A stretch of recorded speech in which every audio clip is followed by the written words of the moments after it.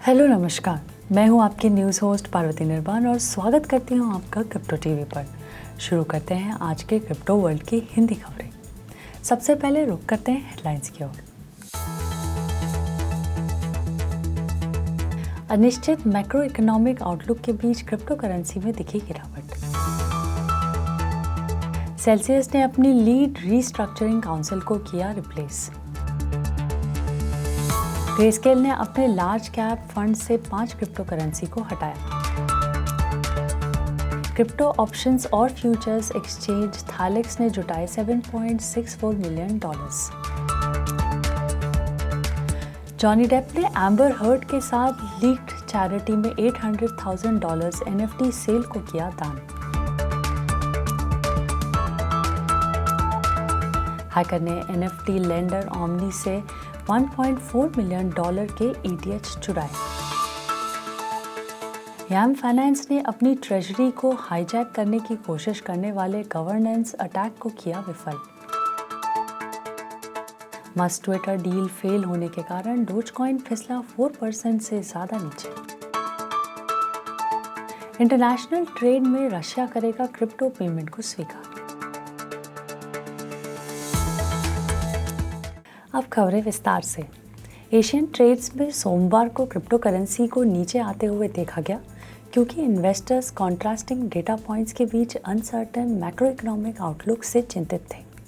ऐसे में लगातार तीसरे दिन गिरने के बाद बिटकॉइन को $20,000 की ओर वापस आते हुए देखा गया।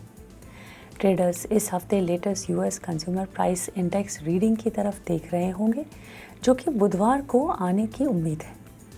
रिपोर्ट इस महीने के अंत में एक मीटिंग में फेडरल रिजर्व के अगले कदम पर मार्केट एक्सपेक्टेशन को इन्फ्लुएंस कर सकती है। पिछले रीडिंग के अनुसार इन्फ्लेशन 4 दशकों में सबसे तेज थी। पिछले हफ्ते FOMC मीटिंग के मिनट्स ने यूएस इकोनॉमी पर रेट हाइक्स के संभावित प्रभावों पर सदस्यों ने चिंताओं को हाईलाइट किया है। फेड मौद्रिक पॉलिसी और इकोनॉमिक आउटलुक पर अनसर्टेनिटी के कुछ प्रॉफिट टेकिंग में योगदान दिया है। जून में यूएस जॉब्स ग्रोथ पर पिछले शुक्रवार की रिपोर्ट ने कुछ चिंताओं को कम कर दिया है कि देश में पहले से ही मंदी है। इससे फेडरल रिजर्व के लिए इंटरेस्ट रेट में 75 बेसिस पॉइंट्स की बढ़त या पिछले रेट हाइकिंग साइकिल की तुलना में 3 गुना तेज़ी से आगे बढ़ना आसान हो जाएगा।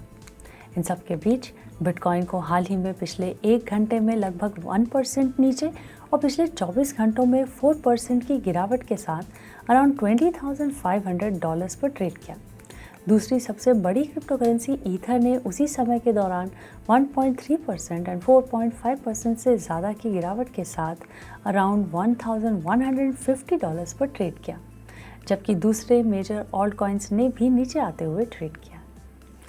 क्रिप्टो करेंसी की प्राइसेस में गिरावट के बीच लेंडिंग प्लेटफॉर्म द्वारा विड्रॉवल्स को सस्पेंड करने के हफ्तों बाद सेल्सियस ने पॉसिबल रीस्ट्रक्चरिंग के माध्यम से इसे एडवाइस देने के लिए नए काउंसिल को हायर किया है।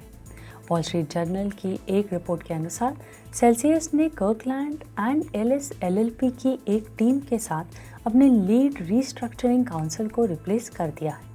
इस मामले से परिचित सूत्रों ने पब्लिकेशन को बताया कि कर्कलैंड और एलिस के लॉयर्स सेल्सियस को बैंक्रप्सी फाइलिंग करने सहित ऑप्शंस पर एडवाइस देंगे। सेल्सियस के पहले अकिन गम स्ट्रॉस होर एंड फेल्ट LLP के लॉयर्स को फर्म के ऑप्शंस को नेविगेट करने में मदद करने के लिए लाया गया था। सेल्सियस के मैनेजमेंट ने अभी तक आगे का रास्ता साझा नहीं किया है क्योंकि मार्केट में गिरावट ने कंपनी को अनस्टेबल लिक्विडिटी पोजीशन में छोड़ दिया है, जिससे वो अभी तक उभर नहीं पाई है। डेटा के अनुसार ग्रेस्केल ने जून क्वार्टर के आखिर में अपने पोर्टफोलियो को रीबैलेंसिंग करने के हिस्से के रूप में अपने डिजिटल लार्ज कैप फंड से bitcoin cash, Polkadot, Chainlink, Litecoin और यूनिस्वैप के साथ 5 क्रिप्टो करेंसी को हटा दिया। ग्रेस्केल, जिसका फोकस प्रमुख ट्रस्ट को स्पॉट BTC ETF में बदलने पर है, ने मौजूदा फंड कंपोनेंट्स के लिए एक सर्टेन अमाउंट को रिस्पेक्टिव वेटिंग्स के रेशियो में बेचा है। 68.88% होल्डिंग के साथ बिटकॉइन का फंड में सबसे बड़ा हिस्सा बन रहा है। इसके बाद 25.22% के साथ इथीरियम, 2.71% के साथ कार्डानो, 2.23% के साथ सोल और 0.9% के साथ AVAX। Biggest digital asset manager ने अपनी DeFi फंड से यर्न फाइनेंस को भी हटा दिया है।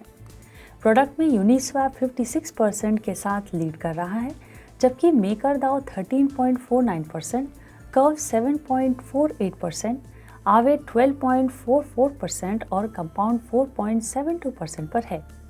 डेटा के मुताबिक फंड के मैनेजमेंट के तहत फंड $201.3 मिलियन था। हालांकि ये पिछले 12 महीनों में 45.79% नीचे चल रहा है। इस बीच अभी भी अपनी इंसेप्शन के बाद से 26.8% ऊपर है। थैलेक्स एक जिब्राल्टर ट्रेडिंग बेस्ड प्लेटफॉर्म है जो stable coin settled crypto options और फ्यूचर्स की ऑफरिंग करता है, जिसने बताया है कि उसने $7.64 मिलियन के सीरीज ए फंडिंग राउंड को क्लोज कर दिया है। पार्टिसिपेंट्स में बिटफिनिक्स, बिटस्वैम, flow traders, IMC, QCP and Wintermute शामिल थे। थैलेक्स ने कहा है कि ये स्ट्रैटेजिक इन्वेस्टर्स फ्रिक्शन को दूर करके प्लेटफॉर्म की रिलायबिलिटी इंश्योर करने और लिक्विडिटी प्रोवाइडर्स और मेजर एक्सचेंजेस के साथ पार्टनरिंग करके बड़े पैमाने पर क्रिप्टो डेरिवेटिव्स को ऑन एक्सचेंज ट्रेडिंग को सक्षम करने में कंपनी के एफर्ट को सपोर्ट करेगी। ट्रेडिंग प्लेटफॉर्म Thalex.com पर पब्लिक टेस्टिंग के लिए अवेलेबल है और जल्द ही लाइव हो जाएगा। थैलेक्स जिब्राल्टर फाइनेंशियल सर्विस कमीशन द्वारा एक regulated distributed laser technology provider के रूप में ऑथराइज होने की प्रोसेस में है। हॉलीवुड एक्टर जॉनी डेप ने नॉन फंजिबल टोकन की सेल से मिले प्रॉफिट को एक चैरिटी को दान कर दिया है, जिसका संबंध उसकी ex-wife एम्बर हर्ड से है। 6 जुलाई को डेप के नेवर फियर ट्रुथ NFT ने टोटल डोनेशंस में लगभग $800,000 जुटाए थे, जिसे 4 ऑर्गेनाइजेशन के बीच स्प्लिट किया गया था, जिनमें से एक LA के चिल्ड्रन हॉस्पिटल का हर्ड के साथ संबंध है। डेप की NFT सेल के अनाउंसमेंट के बाद नेटिजन्स ने पायरेट्स ऑफ कैरेबियन एक्टर की कभी ना खत्म होने वाली दरियादिली की तारीफ की। पैकशील्ड के अनुसार non fungible token money market platform omni से रविवार को एक फ्लैश लोन री एंट्रेंसी अटैक में अप्रॉक्सीमेटली 1300 ETH यानी अराउंड $1.43 मिलियन ड्रेन किए गए थे। ओमनी ETH जैसे टोकन्स प्राप्त करने के लिए यूजर्स को बोर्ड एप यॉट क्लब जैसे अपने पॉपुलर NFT कलेक्शंस को स्टेक करने की अनुमति देता है। इस अटैक में हैकर ने ओमनी प्रोटोकॉल की री एंट्रेंसी वल्नरेबिलिटी को एक्सप्लॉइट किया। री एंट्रेंसी यानी प्रोजेक्ट की वो वल्नरेबिलिटी जिसे सॉलिडिटी के साथ कोड किया है, जिससे रॉग एक्टर प्रोजेक्ट के स्मार्ट कॉन्ट्रैक्ट को एक अनट्रस्टेड कॉन्ट्रैक्ट को एक्सटर्नल कॉल करने के लिए फोर्स करता है। ये एक्सटर्नल कॉल ओरिजिनल फंक्शन से पहले एग्जीक्यूट होता है ताकि उसे बार बार प्रोटोकॉल में री एंटर करके लिक्विडिटी को ड्रेन कर सके। एक्सपर्ट्स के अनुसार अटैकर्स ने डूडल्स नाम के कलेक्शन से NFTs डिपॉजिट की थी। इन NFTs को एज अ कोलैटरल यूज़ करके रैप्ड ETH और WETH को बोरो किया गया था। आज की खबरों में बस इतना ही। क्रिप्टो वर्ल्ड के डेली न्यूज़ और अपडेट्स के लिए देखना ना भूलें हिंदी न्यूज़ बुलेटिन दिन में 2 बार सिर्फ क्रिप्टो टीवी पर। मैं पार्वती निर्वाण अब आपसे विदा लेती हूँ। टाटा, बाय बाय और नमस्कार। कल फिर मुलाकात होगी इसी समय पर, तब तक देखते रहिए क्रिप्टो टीवी।